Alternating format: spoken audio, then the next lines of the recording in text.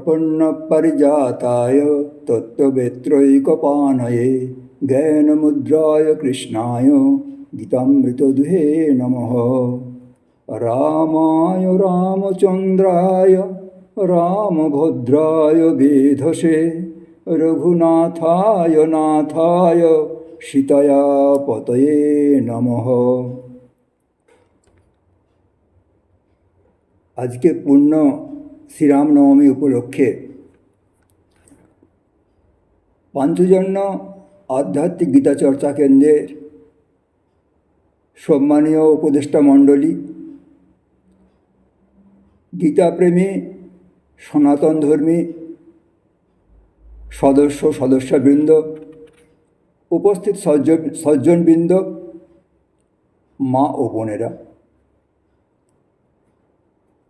আজকে এই অনুষ্ঠানের বিদ্বান সঞ্চালক, গীতাপাঠে অংশগ্রহণকারী অতসীদি, করবী, প্রসেনজিৎ দা,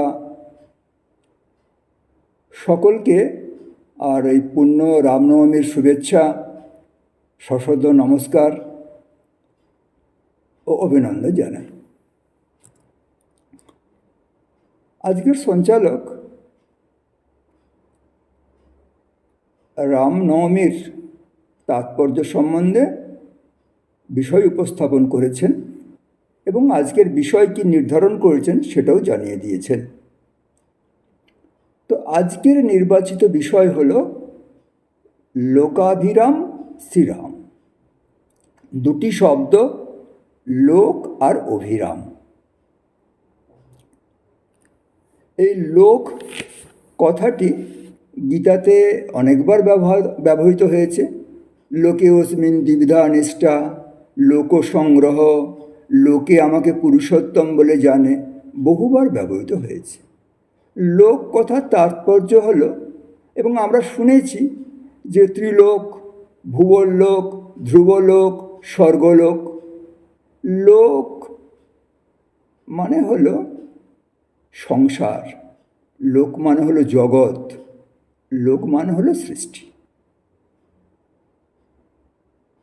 আর অভিরাম মানে হলো প্রিয়, অভিরাম মানে হলো আনন্দ বর্ধক, অভিরাম মানে হলো সুন্দর মনোহর।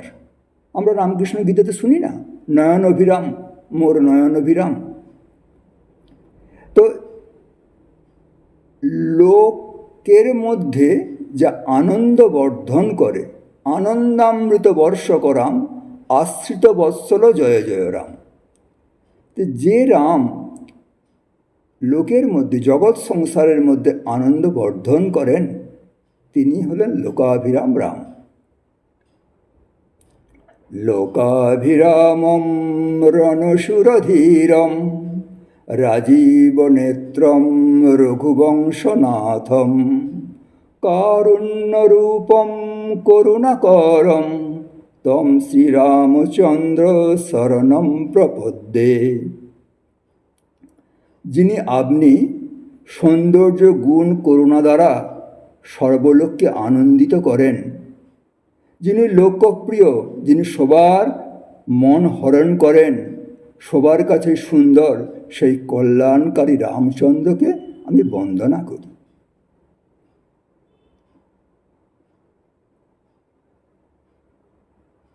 এই যে রামচন্দ্রের মধুর ব্যবহার সমাজে কত প্রয়োজন। আজকে দেখুন, দীর্ঘদিনের পরাধীনতার কলঙ্ক চিহ্ন মুছে আমরা রাম মন্দির প্রতিষ্ঠা করেছি, আমরা ধ্বজারোহণ করেছি রাম মন্দিরেতে, শ্রীরাম মন্দিরে শ্রীরামযন্ত্র স্থাপন হয়েছে।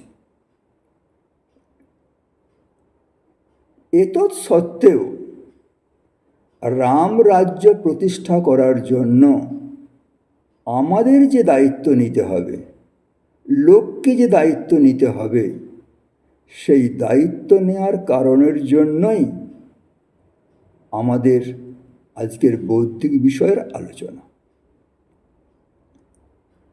রাম শব্দটি আধুনিককালে রামের যে অবতার তিনি কত সুন্দরভাবে বলেছেন যে রা মানে হলো জগৎ, ম মানে হলো ঈশ্বর। জগতের যিনি ঈশ্বর তিনি হলেন রাম। তুলসীদাস ধরিয়ে দিচ্ছেন এই কথাটা, ভগবান শ্রীরামকৃষ্ণও বারবার উল্লেখ করেছেন, जो राम दशरथ के बेटा वही राम घट घट में लेट। বলছি তাহলে রামচন্দ্র হলো পরম তত্ত্ব, রামচন্দ্র হলো পরব্রহ্ম, রামচন্দ্র হলেন অচ্যুত, শুদ্ধ ব্রহ্ম পরাৎপর রাম, কালাত্মক পরমেশ্বর রাম। কিন্তু সেই রাম শাশ্বত সনাতন সব সময় আছে, কিন্তু তিনি লোকে পরিচিত হননি। তার লৌকিক পরিচিত হওয়ার প্রয়োজন ছিল, সেই কারণের জন্য তিনি অবতরণ করছেন। ভারতবর্ষ মনে করে যে তত্ত্ব বা বক্তৃতা দিয়ে জীবনের পরিবর্তন হয় না, জীবনের পরিবর্তন হয় জীবন দিয়ে। ধর্ম যখন প্রাণবন্ত হয়, ধর্ম যখন সচল হয়, তাই ভগবান শ্রীরামচন্দ্রকে বলা হয় সচল ধর্ম বিগ্রহ, embodiment of spirituality, embodiment of ধর্ম। ধর্ম যেন হেঁটে যাচ্ছে।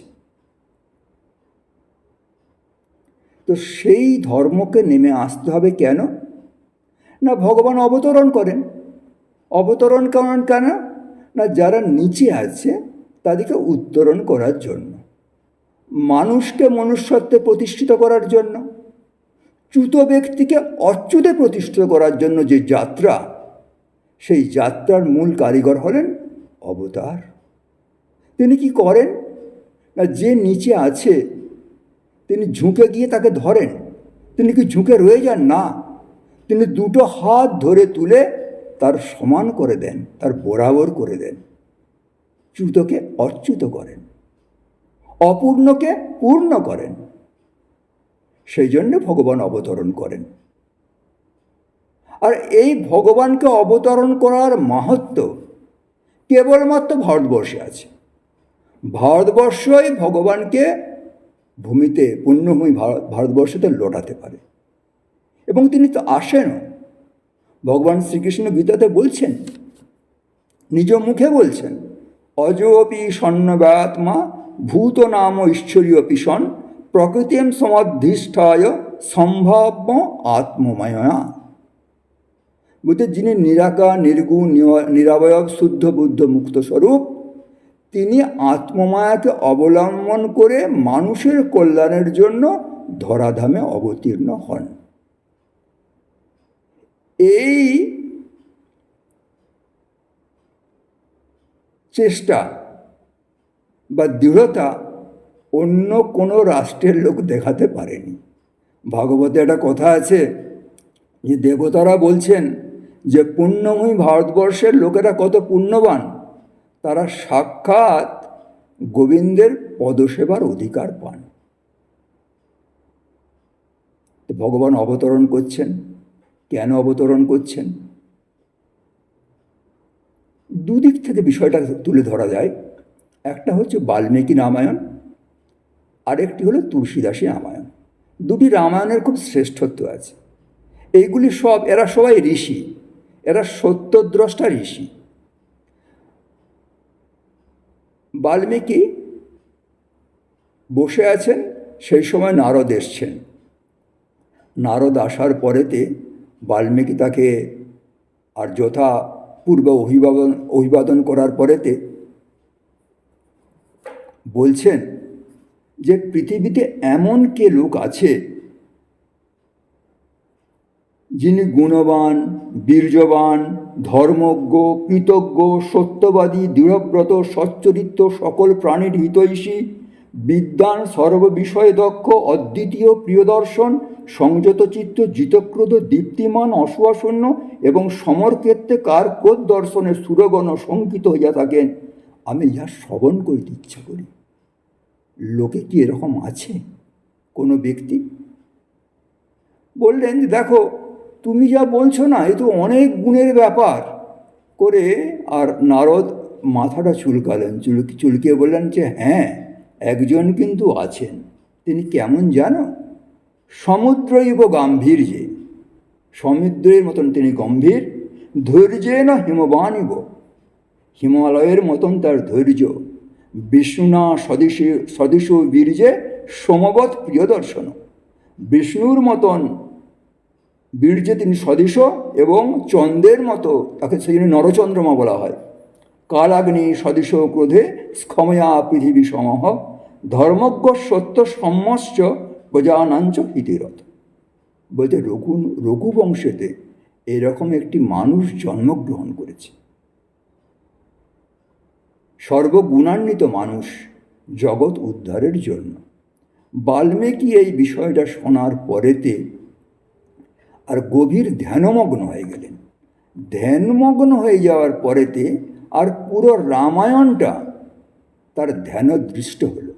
আমরা বলি সত্যদ্রষ্টা ঋষি, তো সেই ধ্যানদৃষ্ট চিত্র আর তার লেখনিত রূপ পেল, হলো বাল্মীকি রামায়ণ। সেরকমভাবে তাহলে বাল্মীকি নারদ সংবাদ দিয়ে হলো বাল্মীকি রামায়ণ। সেরকমভাবে গোস্বামী তুলসীদাসজির মানসেতে, সেজন্য রামচরিত মানস নাম, রামচরিত গোস্বামী তুলসীদাসজির মানসেতে হর পার্বতী সংবাদ সেটি দৃষ্ট হচ্ছে। মা পার্বতী একটি একটি করে প্রশ্ন করছেন মহাদেবের ইষ্ট রামচন্দ্র সম্বন্ধে, জানকী সম্বন্ধে, আর ভগবান শিব একটি একটি উত্তর দিচ্ছেন। আর সেইগুলি সব মানসপটে, তুলসীদাসজির মানসপটে একের পর এক ভেসে উঠছে। আর সেই যে মন্ত্র, সেই যে দৃষ্ট, সেই যে দর্শন, সেটা তিনি রূপ দিলেন রামচরিত মানস। কারণটা কি? কেন তাকে লোকে অবতীর্ণ হতে হবে? যিনি লোকাতীত ছিলেন, তিনি কেন লোকে আসবেন? মহর্ষি মনু সংবিধান রচনা করেছেন, মনুস্মৃতি বলে আমরা জানি, কিন্তু মনে শান্তি পাচ্ছেন না। যে একটা মানুষের যা কৃতকৃত্য হয়, যা করলে মানুষটি স্যাটিসফাইড হয়, সফল জীবনযাপন করেছি বলে মনে হয়, তখন তার মনের মধ্যে কোনো দীনতা থাকে না। তখন সে বলতে পারে যম লব্ধা চা পরম লাভম মন্যতে নাধিকম তত যজ্ঞত্বা ভুয়ান্নজ জ্ঞাতব্যম অবশিষ্যতে। যাকে লাভ করলে অন্য কিছুকে বড় বলে মনে হবে না, যাকে জানলে অন্য কিছু জানাকেও যেন আকাঙ্ক্ষা থাকবে না, সেই বস্তু যখন প্রাপ্তি হয় এবং এই প্রাপ্ত বস্তুর সংবাদ যখন পরজন্ম পিঢ়ির মধ্যে সঞ্চারিত করা হয়, তখন একটি জীবন সার্থক হয়। যতক্ষণ পর্যন্ত না জীবনটা সার্থক হচ্ছে, ততক্ষণ তাকে বারবার ধরে সংসার চক্রের মধ্যে আবর্তিত হতে হয়। মনু মহারাজের মধ্যে শোকবিঘ্ন মনসা, শোক উৎপন্ন হয়েছে। আমাদের সব শাস্ত্রগুলো সব, যেমন আমাদের গীতা, অর্জুন বিষাদ যোগ, তার শোক উৎপন্ন হয়েছে। তার মনে হচ্ছে যে আমি কৃতকৃত্যার্থ হতে পারলাম না, ভগবান ভজন বিনা আমার জীবনটা বৃথা হয়ে গেল। মনু মহারাজ অযোধ্যার প্রথম রাজা, প্রথম মানব। মনু মহারাজের 2 সন্তান, 3 কন্যা। 2 সন্তানের একজন হলো উত্তানপাদ, আর একজন হলেন প্রিয়ব্রত। উত্তানপাদের 2 জন স্ত্রী, সুরুচি আর সুনীতি। 2 জনের 2টি ছেলে। সুরুচি দেখতে খুব সুন্দরী, উত্তানপাদের অত্যন্ত প্রিয়। এরপরেতে আর সুরুচির সন্তান উত্তানপাদের কোলে বসে আছে। এদিকে সুনীতির সন্তান, সেও বাবার কোলে বসতে চায়, বসার চেষ্টা করছে। সুরুচি তাকে টেনে নামিয়ে দিল। তখন সেই বালকটি কাঁদতে কাঁদতে আর বনের পথে চলে গেল। তার মা বললেন যে যদি রাজত্ব পেতে চায়, সিংহাসনে প্রতিষ্ঠিত হয়, তাহলে মধুসূদনকে ধরতে হবে। সে ধ্যান শুরু করলো। সেই বালকটি হলো ধ্রুব। তাহলে মনুর কাছে সংবিধান ছিল, তার সন্তানদের কাছে সংবিধান ছিল। সংবিধান তাদের পারিবারিক কলহকে রোধ করতে পারেনি। সেজন্য তত্ত্ব দিয়ে আপনারা দেখেছেন আজকে ভারতবর্ষের সমস্ত রাজনৈতিক নেতারা সংবিধান নিয়ে আর দৌড়াদৌড়ি করছে, যাত্রা করছে। কেউ ভারতবর্ষকে খণ্ডিত করছে, ভ্রান্ত বিমর্ষ খাড়া করছে, আর কেউ ভারতবর্ষের অখণ্ডতা, ভারতবর্ষের সনাতন ধর্মকে বাড়িয়ে দেওয়ার চেষ্টা করছে। সেই কারণের জন্য এক জীবন দরকার। তো যখন এরকম দুঃখ হয়েছে, মনু মহারাজ অযোধ্যা ছেড়ে নৈমিষারণ্যে গমন করেছেন। সেখানে গিয়ে ঘোর তপস্যা করছে। সেই তপস্যাতে প্রীত হয়ে আর ভগবান বিষ্ণু তিনি আকাশবাণী করলেন, কি চাও, কেন তপস্যা করছো? বলছে, চাইব কি, দেনেওয়ালা তো আমি তো সবাইকে দিই, আমি রাজা, আমি সবাইকে দান করি, আমি আবার কি চাইব? তারপরেই বলছেন, একবার দেনেওয়ালাকে দেখতে চাই, দেখার পরে বলবো কি চায়। সঙ্গে সঙ্গে আর ভগবান বিষ্ণু তার সামনে আবির্ভূত হলেন। ধ্রুবর জীবনেতেও তাই হয়েছিল। তো ধ্রুবর জীবনেতে যখন ভগবান উনি রাজত্বের জন্য তিনি ভগবানের উপাসনা করছেন, আর যখন তিনি ভগবানকে দর্শন করলেন, তার এই যে লোকাভিরাম রূপ, এই যে সুন্দর মনোহর, লোককে পবিত্র করা, আনন্দ বর্ধন করার যে রূপ, সেটা দেখার পরেতে বলছে, বলো। ও কিছু বলতে পারছে না ধ্রুব। তখন ভগবান বিষ্ণু শঙ্খটা ধ্রুবর গালেতে ঠেকিয়ে দিলেন। তখন সে বাচাল হয়ে গেল। মুকাম কারাতি বাচালম আছে না, তখন সে স্তুতি করতে শুরু করলো। তখন বলছে, বলো কি চাও? বলে, কিছু চাই না তো, আমি কাজ খুঁজতে এসেছিলাম, পেয়ে গেছি, আর আমার কিছু পাওয়ার নেই। সেরকমভাবে মনু মহারাজকে যখন ভগবান বিষ্ণু জিজ্ঞাসা করছেন, কি চাও? বলছে, তোমাকে চাই, তোমার আর দ্বিতীয় কেউ হয় না, তোমাকেই চাই। তোমার এই যে লোকাভিরাম রূপ, তোমাকেই চাই। কেন চাই জানো? তার কারণটা হলো যে মনুস্মৃতি করেও, সংবিধান তৈরি করেও, এই যে মানুষ তার স্বভাব থেকে চ্যুত হয়ে গেছে, সে অচ্যুতের অধিকারী হতে পারছে না, সেই বার্তাটা আমি দিতে পারছি না।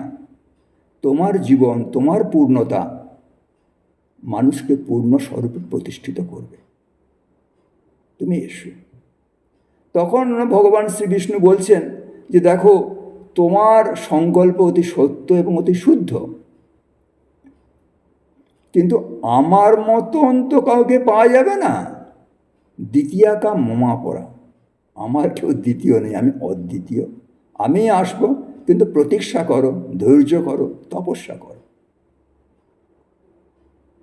যখন একটি বংশ পূর্ণ পবিত্র ধারা পরম্পরাতে প্রবাহিত হয়, স্থান, কাল, পাত্র, রুচিবোধ যখন সব সুন্দর, পবিত্র, মনোরম হয়, তখনই ভগবান অবতরণ করেন। ভগবান নিজ মুখে বলছেন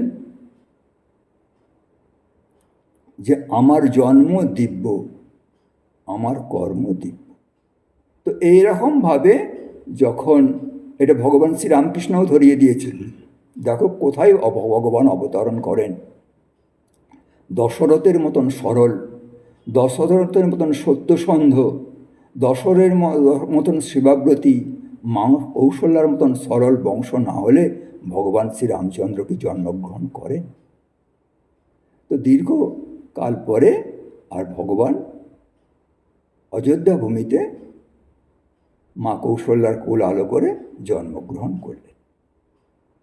জন্মগ্রহণ করার পরে ভগবান শ্রীরামচন্দ্র যে জীবন অতিবাহিত করেছেন, যে জীবন আমাদের দেখে দিয়েছেন, আমাদের জীবন পথের যা পাথেয়, সেগুলি পরপর তিনি যেভাবে আচরণ করেছেন, সেগুলোকে অনুকরণ করতে হবে, অনুসরণ করতে হবে। তাহলেই আমরা রাম রাজ্য প্রতিষ্ঠা করতে পারব। ভগবান স্বয়ং হলেন ধর্ম বিগ্রহ, সচল বিগ্রহ। ভগবান শুধু লোকাভিরাম নন, ভগবান ধর্ম বিগ্রহ। ভগবান শ্রীরামচন্দ্র একটি অদ্ভুত বিষয় ধরিয়ে দিয়েছেন। অন্যান্য অবতারের থেকে তার যে বিশিষ্টতা, সেটা হলো যে তিনি তার প্রতিটি কর্মে, প্রতিটি প্রতিজ্ঞাতে, প্রতিটি পথ চলাতে ধর্মকে প্রতিষ্ঠা করেছেন। তাই তিনি মর্যাদা পুরুষোত্তম রাম। প্রবৃত্তি এবং নিবৃত্তি, মানুষ প্রবৃত্তি থেকে নিবৃত্তির পথে যাত্রা করবে। আজকাল কি হয়, অনেক সময়তে দেখা যাচ্ছে যে ব্রহ্মবাদ এবং ধর্মবাদ, এই দুটোকে পৃথক করে ধর্মবাদটাকে সরিয়ে দিয়ে শুধু ব্রহ্মের আলোচনা করে, ঈশ্বরের আলোচনা করে, ভক্তির আলোচনা করে। কিন্তু তারা বোঝে না, মানুষ যদি ধর্ম না করে, যদি প্রবৃত্তির পথটাকে ধর্ম সংযুক্তভাবে এগিয়ে দেওয়ার চেষ্টা না করে, তাহলে সে ব্রহ্মবাদে প্রতিষ্ঠিত হতে পারবে না। সেজন্য ভগবান শ্রীরামচন্দ্রের পরিপূর্ণ জীবন এই প্রবৃত্তি মার্গকে কত সুন্দর করে অতিবাহিত করা যায় সেটা তিনি দেখিয়েছেন। আজকে দেখুন, মানুষের কত দুঃখ, কত কষ্ট, তার থেকে কত রোগ শোক। তো সেই কারণের জন্য ভগবান আর এত সুন্দর কথা বলে, এত সুন্দর ব্যবহার করে মনের সমস্ত দুঃখকে সরিয়ে দিয়ে আর তাকে কি করে পরম আনন্দের অধিকারী করা যায়, সেই কাজটা তিনি নিজে করে দেখিয়েছেন। যখন তিনি বনে গমন করেছেন, তখন সমস্ত মানুষের দুঃখ কষ্ট নিজের বুকে ধারণ করে সেখানে চন্দন হয়ে আর তাদের দুঃখ কষ্ট লাঘব করেছেন, করে তাদের যে ব্রাহ্মী স্থিতি, সেই ব্রাহ্মী স্থিতিতে প্রতিষ্ঠা করার চেষ্টা করেছেন। ভগবান শ্রীরামচন্দ্র যেখানেই পা রেখেছেন সেটাই তার ঘর। আপনা ঘর মেরা ঘর। ভগবান শ্রীরামচন্দ্রের মাধ্যম দিয়ে আর বেদ জীবন্ত হয়েছে। সত্যমেব জয়তে, যথা ধর্ম তথা জয়। এই যে আপ্তবাক্যগুলি, এই আপ্তবাক্যগুলির প্রতি মানুষের আস্থা এসছে, নিষ্ঠা এসছে, এক চেতনা জাগ্রত হয়েছে। আর এই চেতনা জাগ্রত যদি না থাকে, তাহলে ভারতবর্ষ সুরক্ষিত হবে না। আর ভারতবর্ষ যদি সুরক্ষিত না হয়, তাহলে বিশ্বে মানবতা নষ্ট হয়ে যাবে। ভগবান শ্রীরামচন্দ্র যখন বনে গেছেন না, বন পেরোনোর সময়তে আর একজন মাঝি নৌকা করে পার করে দিচ্ছেন। তো নৌকা করে পার করে যখন দিয়েছেন, তখন বলছেন, তাহলে কিছু নাও, তোমার পারানি তো নিতে হবে। তখন সেই মাঝি বলছে, রাজকুমার, তুমি ধর্মের জন্য, সত্যের জন্য রাজত্ব ছেড়েছ, আর আমি আমার মজবুরির জন্য মজুরি ছেড়েছি। এই সত্রাশ্রয়ী মানুষটিকে, এক ব্রহ্মচারী মানুষটিকে পার করে দেওয়ার হলো আমার ধর্ম। সেজন্য আমি মজুরিকে ছাড়তে পেরেছি। একটা ছোট ঘটনা মনে পড়ে, এটা স্বামী রীতানন্দ একবার বলছিলেন। একবার তিনি আর দমদমের কোনো একটি জায়গাতে যাচ্ছেন। তো বাস থেকে নেমে রিক্সায় করে যেতে হবে। রিক্সায় করে যাওয়ার সময়তে রিক্সায় করে গেছেন, রিক্সা ভাড়া কত? 7 টাকা দিয়ে দিয়েছে। পরে যখন ফিরে আসছেন, আর একটা রিক্সা দরকার, তখন রিক্সায় করে এসছেন। এবারে যখন তিনি রিক্সা থেকে নেমেছেন মহারাজ, তখন তাকে 7 টাকা দিয়েছে। তখন রিক্সাওয়ালা তাকে 1 টাকা ফেরত দিচ্ছে। বলছে, তুমি 1 টাকা ফেরত দিচ্ছ কেন? বলছে, কেন? বলছে, আগে যে রিক্সাওয়ালা আমার কাছে পয়সা নিয়েছিল, শুধু 7 টাকা নিয়েছিল, তুমি 7 টাকা নাও। বলছে, আমি কি 1 টাকার জন্য ধর্ম ছাড়ব? এই ভারতবর্ষ, এই ধর্মপরায়ণ ভারতবর্ষ। তো ভারতবর্ষে যেখানে ধর্ম আছে, যেখানে সত্য আছে, সেখানেই শ্রীরামচন্দ্র আছে। রামচন্দ্রের জন্যই এর সম্ভব হয়েছে। ভগবান শ্রীরামচন্দ্র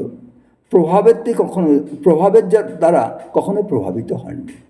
ভগবান শ্রীরামচন্দ্র 3 দিন ধরে ব্রত পালন করেছেন। আগের দিন রাত্রে কুশশয্যায় শায়িত হয়েছেন।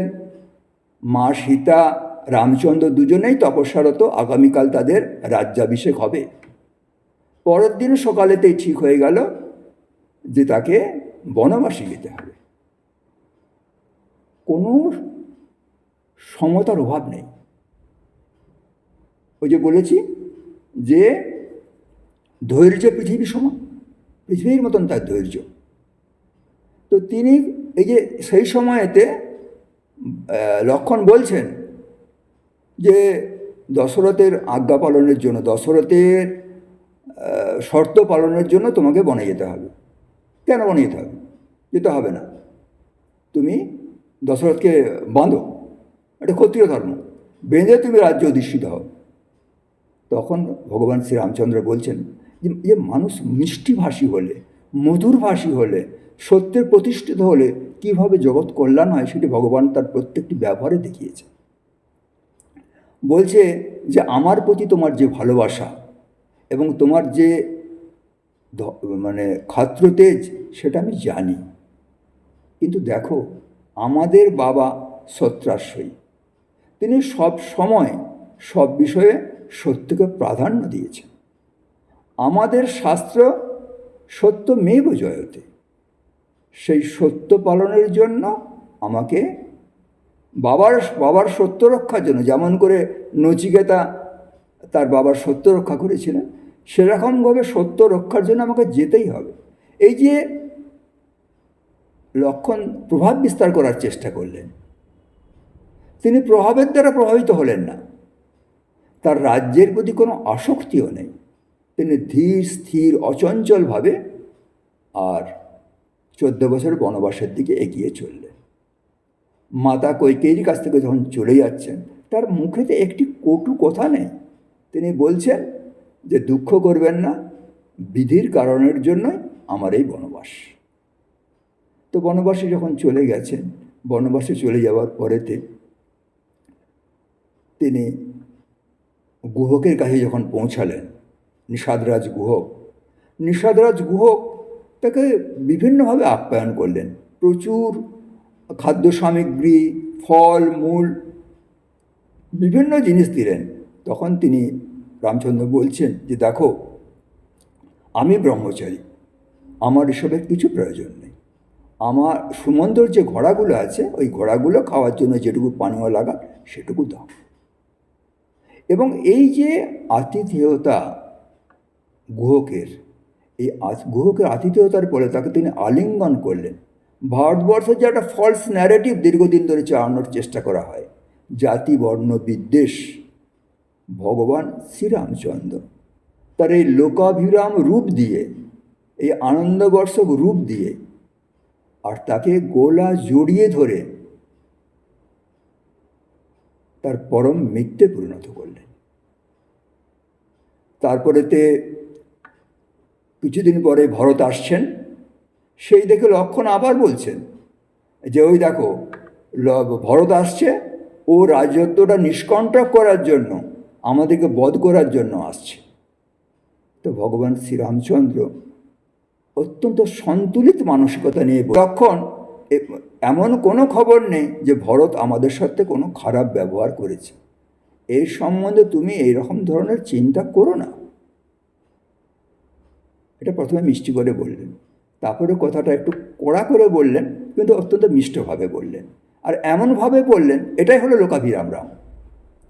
কথা সত্য করে বলুন, প্রিয় করে বলুন, যা মানুষের নির্ণয়কে পাল্টে দেবে। তো বললেন দেখো লক্ষ্মণ, তোমার যদি রাজ্য ভোগে ইচ্ছা থাকে, তাহলে আমি ভরতকে বলবো তোমাকে রাজ্যটা ছেড়ে দেবে। লক্ষ্মণ লজ্জিত হয়ে গেলেন।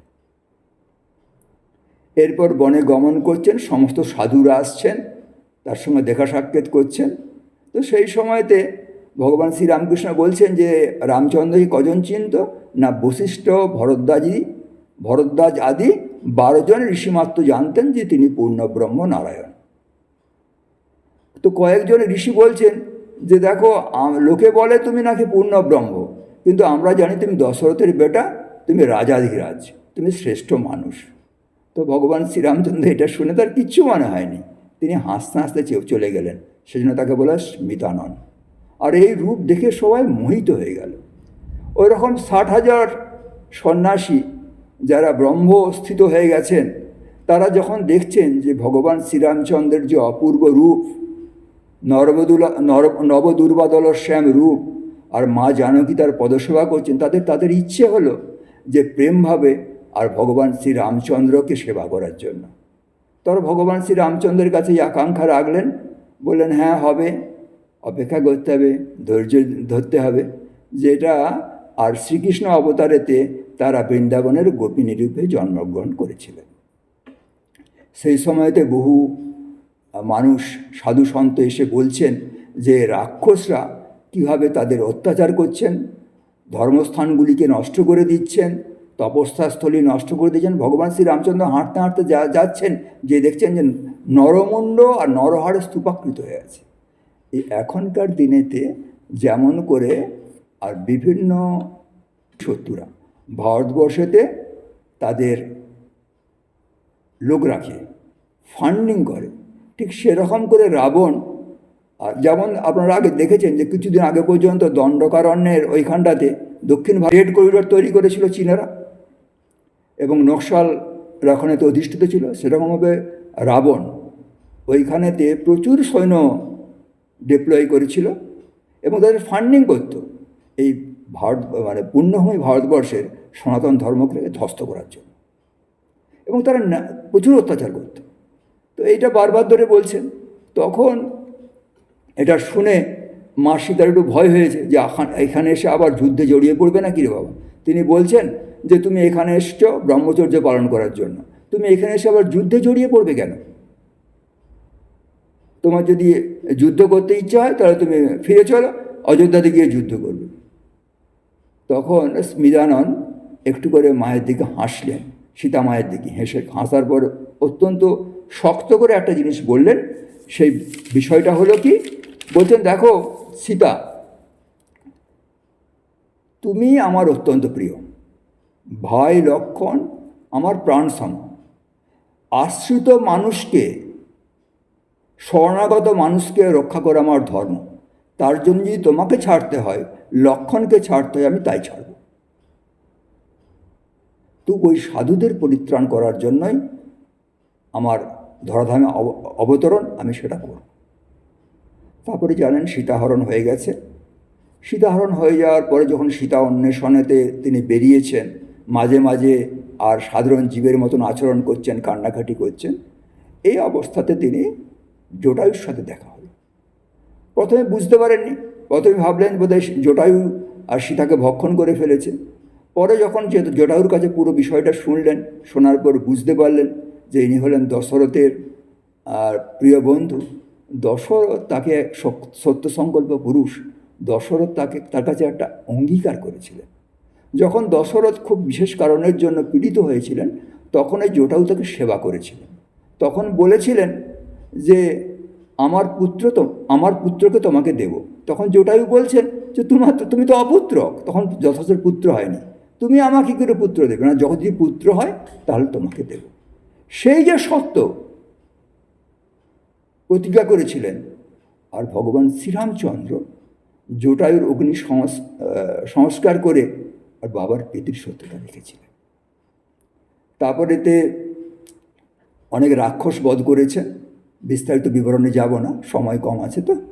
তো তারপরেতে তিনি সেইখানে যখন কবন্ধ রাক্ষসকে বধ করলেন, কবন্ধ রাক্ষস যখন বধ হলো, বধ হওয়ার পরেতে ভগবান কি করেন, ভগবান কাকে আক্রোশে বধ করেন না, তার কল্যাণের জন্য বধ করেন।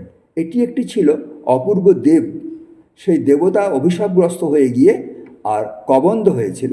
তো তিনি যখন কবন্ধ দেহতার চলে গেল, কবন্ধ দেহতাকার চলে যাওয়ার পরেতে আর তিনি বললেন যে কিষ্কিন্ধাতে গেলে তোমার সীতা অন্বেষণের সহযোগিতা সুবিধা হতে পারে। এর মাঝখানে তিনি অহল্যা উদ্ধার করেছেন, শবরী মাতাকে দর্শন দিয়েছেন, সবাই তার রূপে, গুণে, মাধুর্যে, লৌকিক ব্যবহারেতে আর মুগ্ধ হয়ে গেছেন, আর সবার মনোবাসনা তিনি পূর্ণ করেছেন। তো যখন এখানে এলেন, আসার পরেতে একটা ফলস ন্যারেটিভ আছে, মানে বাল্মীকি রামায়ণ পড়বেন না, রামচরিতমানস পড়বেন না, যত কালি ঝরিয়ে দেবেন আর রামায়ণের উপরে বিষোদ্গার করার জন্য।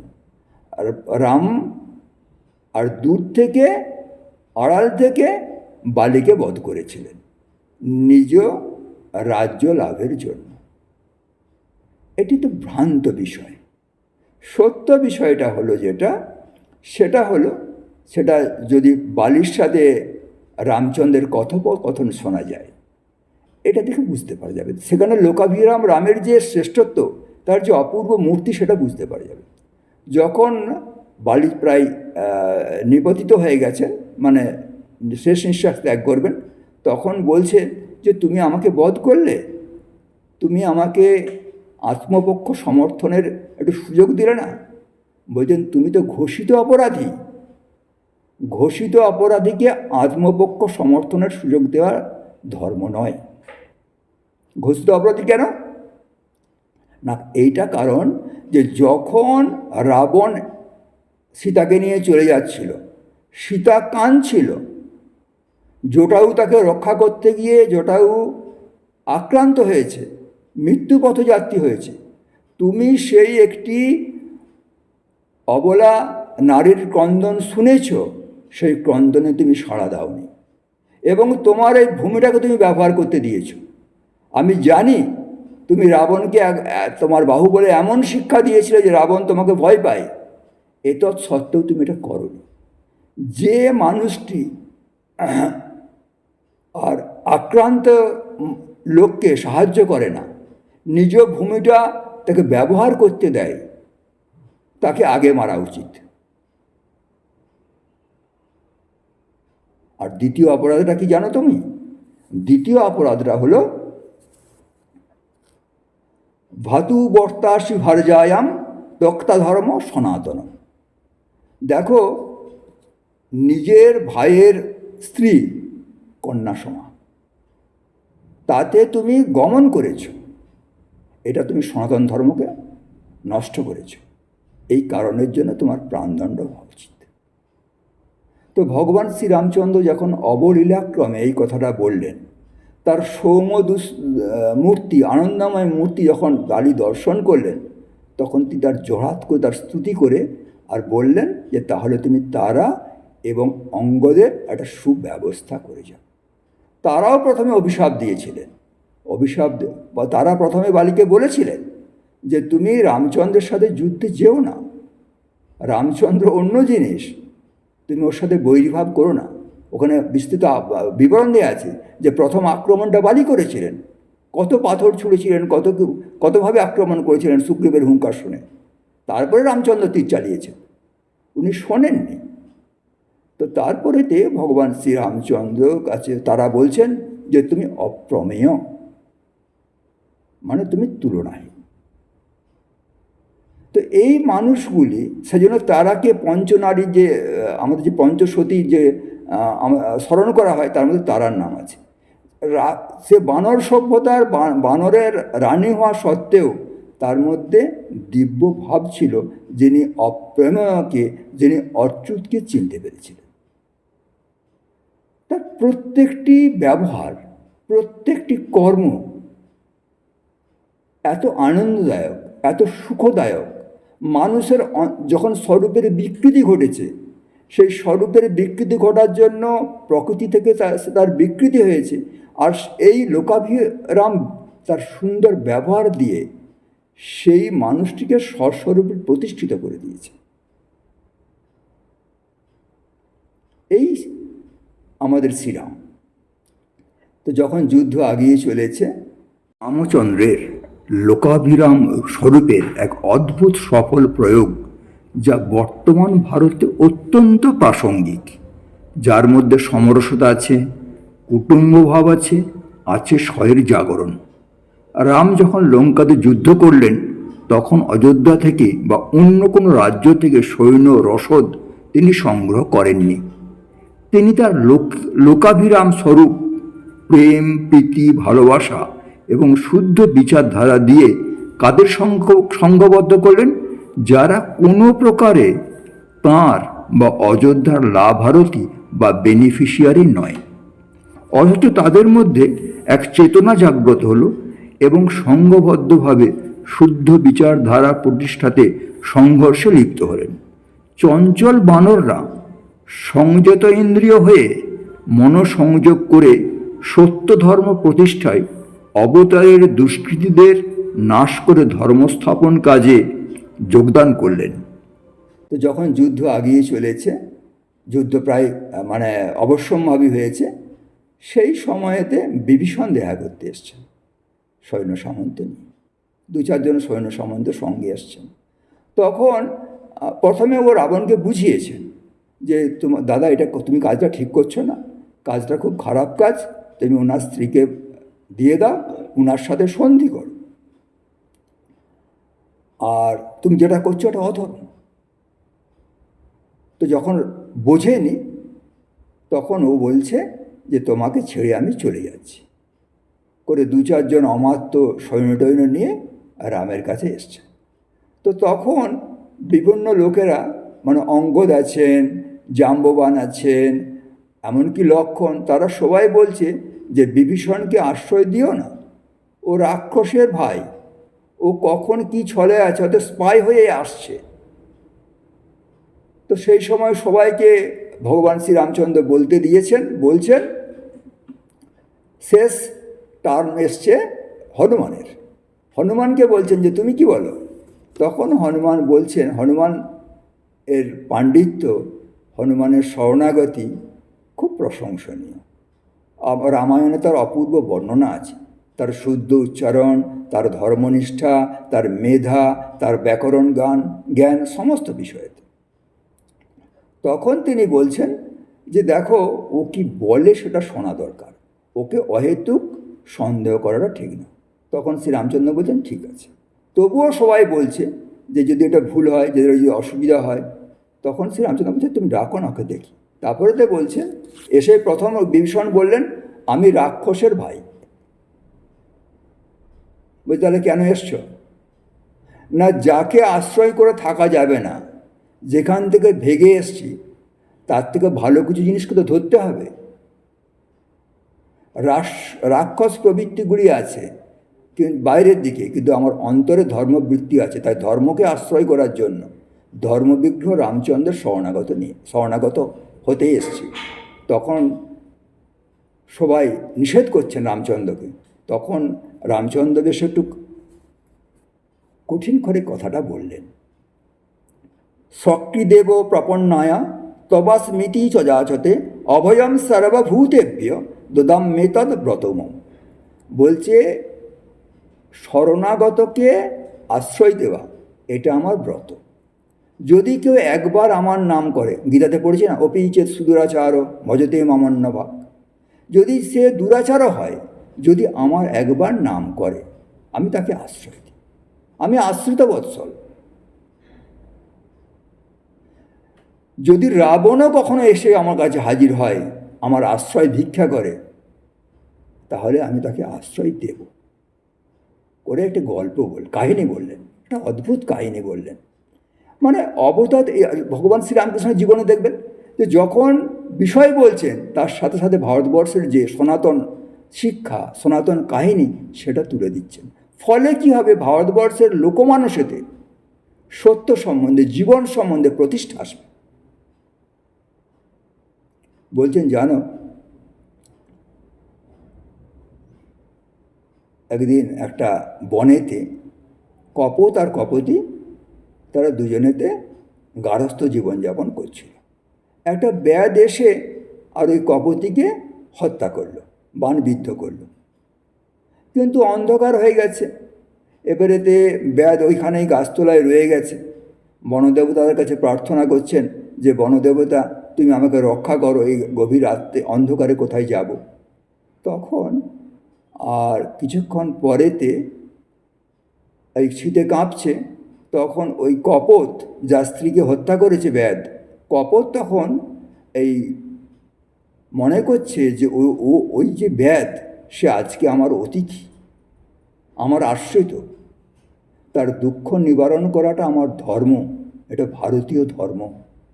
সে তখন আর তাড়াতাড়ি ছুটে গিয়ে মুখে করে একটু আগুন নিয়ে এসে আর ওই ব্যাধের সামনে রাখলো, যাতে আগুন পুড়িয়ে ব্যাধ তার কষ্টটা নিবারণ করতে পারে।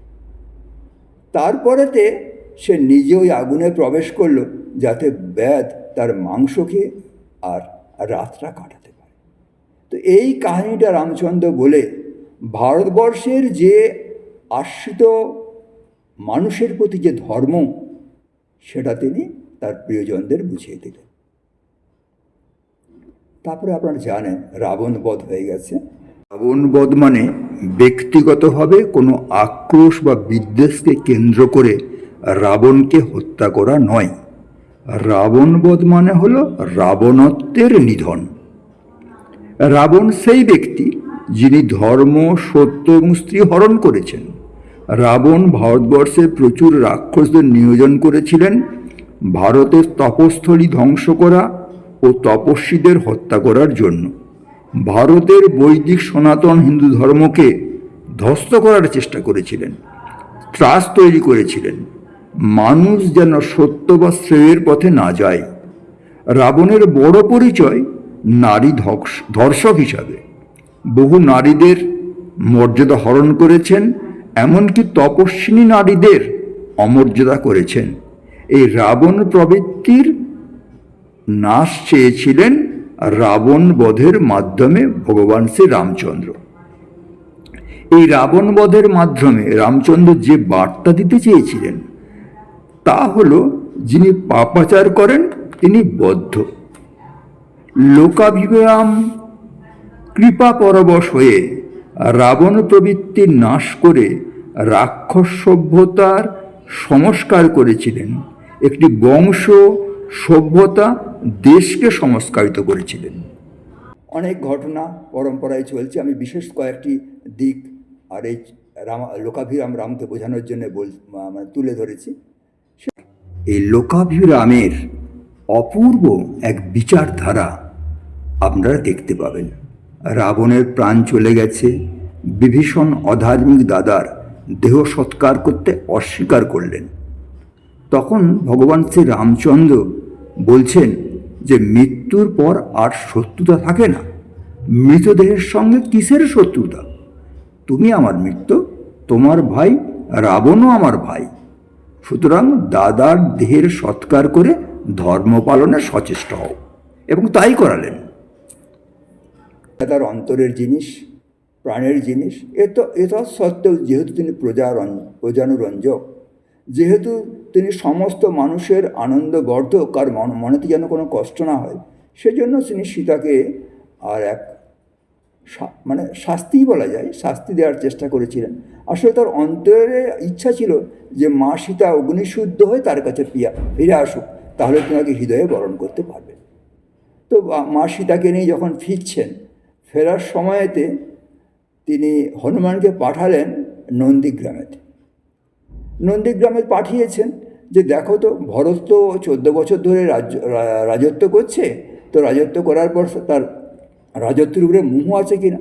যদি ও চায় যে ও রাজত্ব করবে, খুব আগ্রহ থাকে, তাহলে আমি আর অযোধ্যায় ফিরব না, আমি বনেতেই রয়ে যাব করে হনুমান গেছেন। হনুমান যাওয়ার পরেতে দেখছেন যে না, সামান্যতম আসক্তি বা আগ্রহ আর ভরতের নেই। আসলে ভরত যখন এসছিলেন রামচন্দ্রকে কাকুতি মিনতি করে ফিরিয়ে নিয়ে যাওয়ার জন্য, তখন ভরতকে ট্রাস্টি করে নিজের পাদুকা দিয়ে রামচন্দ্র বলেছিলেন যে ভরত, তুমি অযোধ্যাতে ফিরে যাও, তুমি মানুষেরদের নিয়ে রাজত্ব করো, আমি বনে রইলাম, আমি বন্য প্রাণীদের নিয়ে রাজত্ব করি। তো যখন ফিরে দেখলেন যে ওর কিছুমাত্র নির্লোভ এবং পরম আনন্দিত হলেন, তখন আনন্দিত হয়ে সবাই এতে ফিরে গেলেন, অযোধ্যাতে ফিরে গেলেন। তো অযোধ্যাতে ফিরে যাওয়ার পরেতে তিনি দীর্ঘদিন ওখানে রাজ্য শাসন করলেন। ধর্মরাজ্য কেমন হয় তার বিস্তৃত বিবরণ রামায়ণতে রয়েছে, সব করেছেন। এবার একটা খুব গুরুত্বপূর্ণ বিষয় বলছে। সেই বিষয়টা হলো, বলছে সঙ্গে বিভীষণ এসছেন আর সঙ্গেতে সুগ্রীব এসছেন। বলছে মেরা অযোধ্যা মহান, মেরা অযোধ্যা মহান। কেন মহান জানো? বলছে কেন? বলছে দেখো, তোমরা ভাইকে বধ করে রাজত্ব নিয়েছ, আর আমার ভাই ভাতৃত্বের জন্য রাজত্ব ছেড়েছে। ভরত এমন শ্রেষ্ঠ ব্যক্তি, ভাতৃত্বের আকর্ষণের জন্য, লোকাভিরাম রামের আকর্ষণের জন্য সম্পূর্ণ অনাসক্ত হয়ে ব্রহ্মচারী ব্রত ধারণ করে আর অযোধ্যার রাজ্যকার্য নির্বাহ করেছে। ভগবান শ্রীরামচন্দ্র 14 বছর ধরে ব্রহ্মচর্যের জীবনযাপন করেছিলেন। আর ভগবানের যে মনোমুগ্ধকর যে ব্যবহার, সেই মনোমুগ্ধকর ব্যবহারেতে মুগ্ধ হয়ে অযোধ্যাবাসীও 14 বছর ব্রহ্মচর্য পালন করেছে। এইভাবে মানুষের জীবনেতে ভগবান শ্রীরামচন্দ্রের যে লৌকিক ব্যবহার, সেই লৌকিক ব্যবহারটা ভীষণভাবে সমাজকে এক চেতনা জাগ্রত করেছে। ভগবান শ্রীরামচন্দ্র যখন চলে যাচ্ছেন, মহাপ্রস্থান যখন হচ্ছে ভগবান শ্রীরামচন্দ্রের, তখন তার পিছনে তার অমাত্যরা আছে, বহু মানুষ আছে, বহু প্রজা আছে। তো সবাই তার পিছনে পিছনে অনুগমন করছেন। সবার প্রতি তার আনন্দ, সবার প্রতি কারো যেন দুঃখ না হয়, কষ্ট না হয়। তাই যখন তিনি চলে যাচ্ছেন, তার ব্রহ্মস্বরূপে স্থিত হয়ে যাচ্ছেন, তখন সবাইকে নিয়ে যাচ্ছেন। বলছে আমি একা গেলে হবে না, সবাইকে নিয়ে যাব, যাতে কারো মনে কোনো রকম কষ্ট না হয়, কারো মনেতে কোনো রকম দুঃখ না হয়। এই যে আজকালকার দিনের সমাজেতে আর মানুষের লৌকিক ব্যাপারটা কেমন হবে, তবে সমাজ সুরক্ষিত হবে, রাষ্ট্র সুরক্ষিত হবে, এই লোকাভিরাম রাম সেই জীবন আমাদের কাছে রেখে গেলেন। লোকাভিরাম রাম তার এই যে সচল বিগ্রহের জীবনব্যাপী যে তপস্যা, সেটা আমাদের মনে আনে তার প্রতি অচলা শ্রদ্ধা, ভক্তি এবং ধর্মের প্রেরণা। এই যে তিনি আবেগহীন পাষাণ মূর্তি নন, তার মধ্যে প্রেম আছে, ভালোবাসা আছে, প্রীতি আছে, কিন্তু তিনি প্রভাব নিরপেক্ষ, তিনি সত্রাশ্রয়ী। লোকাভিরাম আমাদের ধরিয়ে দিয়েছেন যে আমাদের ভারতীয় শাস্ত্রেতে চতুর্বর্গে, মানে 4টি সাধনার ধারা আছে, চতুর্বর্গ আছে, ধর্ম, অর্থ, কাম ও মোক্ষ। তিনি আরেকটি পঞ্চম সাধনা ধরিয়ে দিয়েছেন। সেই পঞ্চম সাধনাটা হলো যে মানুষের প্রতি প্রেম, মানুষের প্রতি মধুর ব্যবহার, মানুষের প্রতি প্রীতি, মানুষের প্রতি আস্থা, মানুষের প্রতি বিশ্বাস, মানুষকে প্রশ্রয় দেওয়া, সর্বপ্রাণীকে আকর্ষণ করে অচ্যুতের অধিকারী করে দেওয়া। এটি হলো পঞ্চম সাধনা, প্রেম সাধনা। গীতা সেইভাবেই কনক্লুড করছে। গীতা আধ্যাত্মিক চর্চা কেন্দ্র যেহেতু, গীতা সেইভাবে কনক্লুড করছেন, ব্রহ্মভূত প্রসন্নাত্মা ন শোচতি ন কাংসতি সমহ সর্বেষু ভূতেষু মদভক্তিম লভতে পরাম। যিনি অচ্যুত, যিনি ব্রহ্মস্থিত, যিনি প্রজ্ঞাস্থিত, তিনি কি প্রজ্ঞালোকে দৃঢ় হয়ে লৌকিক ব্যবহারকে ভুলে যাবেন? তিনি প্রবৃত্তি মার্গটিকে অস্বীকার করবেন? বলছেন না, তিনি ব্রহ্মস্থিত হওয়ার কারণের জন্য, তিনি অচ্যুত হওয়ার জন্য তিনি কি করবেন? ন শোচতি ন কাঙ্ক্ষতি, তার কোনো আসক্তি থাকবে না। মুক্ত সঙ্গ নাহংবাদী ধৃতোৎসাহ সমন্বিত সিদ্ধ সিদ্ধ নির্বিকার কর্তা সাত্বিক উচ্চতে। তাহলে তিনি কি করেন না, সমহ সর্বেষু ভূতেষু মদভক্তিম লভতে পরাম। তারা কোনো আকাঙ্ক্ষা থাকে না, তার কোনো শোক থাকে না, এতৎ সত্ত্বেও তিনি সবার প্রতি সমদর্শী হন, এবং এটি হলো পরাভক্তি। তো ভগবান শ্রীরামচন্দ্রের জীবন তত্ত্বকথা নয়, ভগবান শ্রীরামচন্দ্রের জীবন এক জীবন বেদ। এই জীবন বেদে সুপ্রতিষ্ঠিত হলেই আজকের সমাজে যে ভ্রষ্টাচার, আজকের সমাজে যে দুর্নীতি, আজকের সমাজে আমাদের যে নিত্য নৈমিত্তিক দৈনন্দিন জীবনের যে দুঃখ, সমস্ত দুঃখের অবসান হবেন যদি ভগবান শ্রীরামচন্দ্রকে আমরা হৃদয়ে প্রতিষ্ঠিত করতে পারি। ওম রামকৃষ্ণ অর্পণমস্তু।